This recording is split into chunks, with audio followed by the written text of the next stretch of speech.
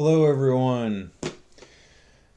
This will be a sort of combination of different formats just because I needed to talk about more than one thing, or at least I feel like I need to. If I combine things, that means that I don't have a video that's like a minute and a half long. So, I don't know. It doesn't seem like people will watch a video that's a minute and a half long. Maybe I'm wrong.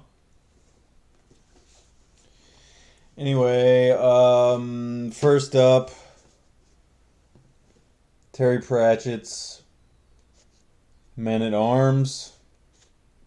This is the second novel featuring the characters from, let's see, Ankh Morpork. I actually don't know if some of Terry's other novels also take place in that city or if but I do know that the novels that I was gifted from my friend Keith, they do focus on this particular group of characters, and then it sort of expands. So, Corporal Carrot in this book, and I don't know. So anyway, Vimes, of course.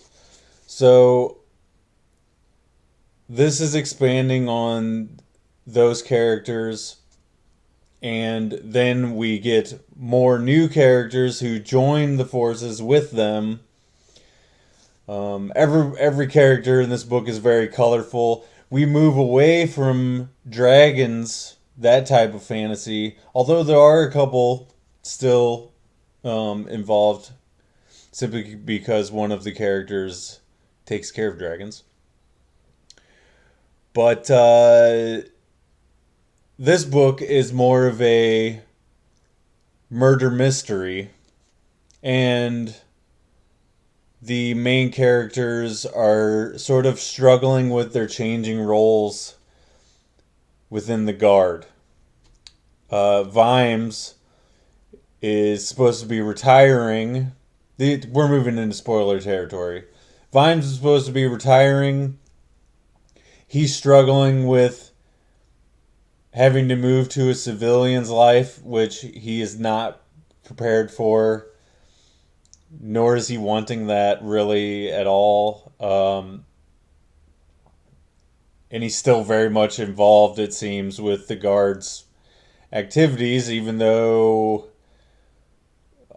the way that his life is going, he's supposed to be moving away from it. So, also, we have Carrot, who's sort of a lovable dunce, and we're supposed to sort of see the story through his eyes. But anyway, I really, really loved this book. I was along for the ride.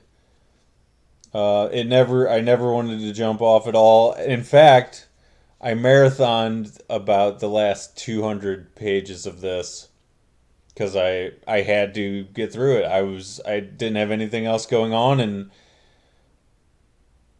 gosh, I love to read. So anyway, I recommend this series of books. The first one by Terry Pratchett being Guards. This one is Men at Arms, and I'm excited to read the next one, which I think I have stacked behind the camera. I think is Feet of Clay, if I'm not mistaken. So anyway, read that. I think I forgot to include this. I have shown this tape off, but I forgot to include this as far as uh, talking about watching it. I watched it a couple of weeks ago, and it was every bit as fun as I remembered it being. I kind of tend to wait every couple, like a couple years in between watching my favorites. Maybe once a year. I don't know. It just depends. But I was first turned on to the Evil Dead series by a guy I knew named Matt in my freshman year of high school.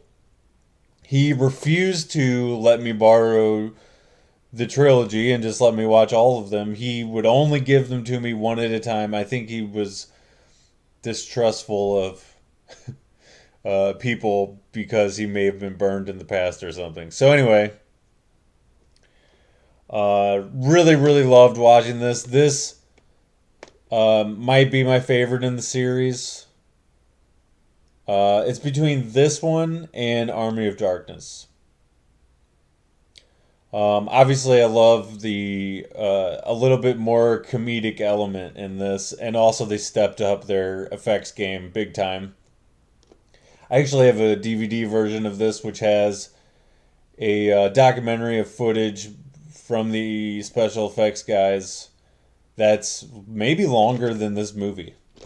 So anyway, definitely pick this up if you have never seen it or if you haven't watched it in a while. And then last but not least, the original Robocop on DVD. There are several versions of this movie. I believe there is some kind of version of this that's way more violent than even this one is, which there's a lot of violence in this too. Um, I made my brother and roommate. He's 10 years younger than me, so he was not um, of the generation that picked up on this movie. He said he watched it on TV maybe at some point, but it had been a really long time for me since watching this, and I absolutely loved it. I have nothing but good things to say about this movie. Surprising moment was that I totally forgot about was in RoboCop shot a guy in the dick, so that was that was a good time. Um, Famously, the dad from That '70s Show, which was definitely closer to my youngest brother's, um, wheelhouse as far as stuff he watched on TV. Uh, Red Foreman is in this movie as a mega mega bad guy. Of course, it's not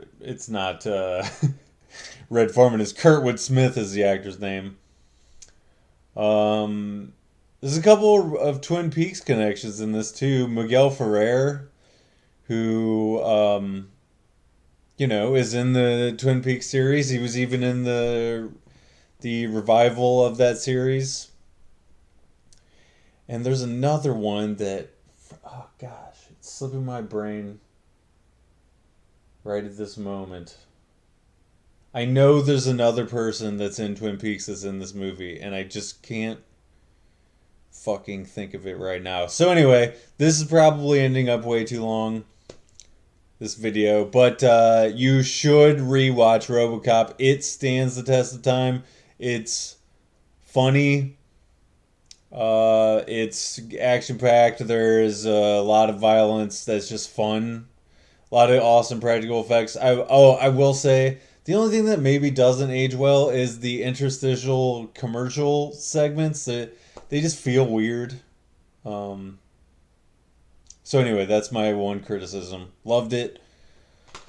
See you in the next video.